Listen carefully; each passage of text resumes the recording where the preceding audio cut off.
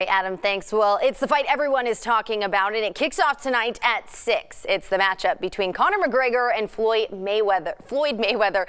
If you don't want to actually step inside the ring but still want a good view, there are a couple of local places showing the big fight tonight. 23 ABC's Alexa Ray is live at the Firehouse in Southwest Bakersfield, which is just one of the places where you can watch tonight's big event. Good morning, Alexa.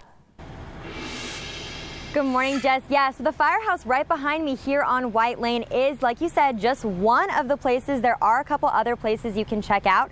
Now, the fight starts tonight in Las Vegas at 6, so be sure that you get here so you can watch that fight when it does start. Now, there are several other places you can get in on that action. Willow Ranch Restaurant, Red Zone Sports Bar and Grill.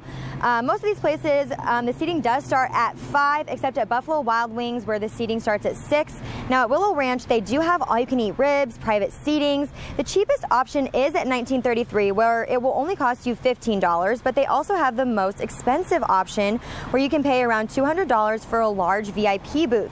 Now, if you also want to go to Hooters or Buffalo Wild Wings, make sure that you do reserve a seat, because they are not just having seats available for anybody to walk in. You will need to make sure you make those reservations.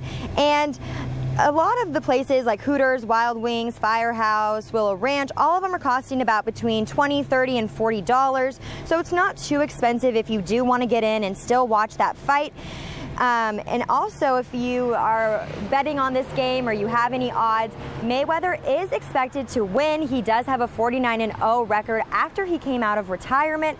So he is the expected winner of tonight's fight, but you'll have to check in to watch it. And make sure that you do get out early, you come and get a good seat, because this is going to be one of the biggest fights in history, according to a lot of experts out there. Back to you, Jess.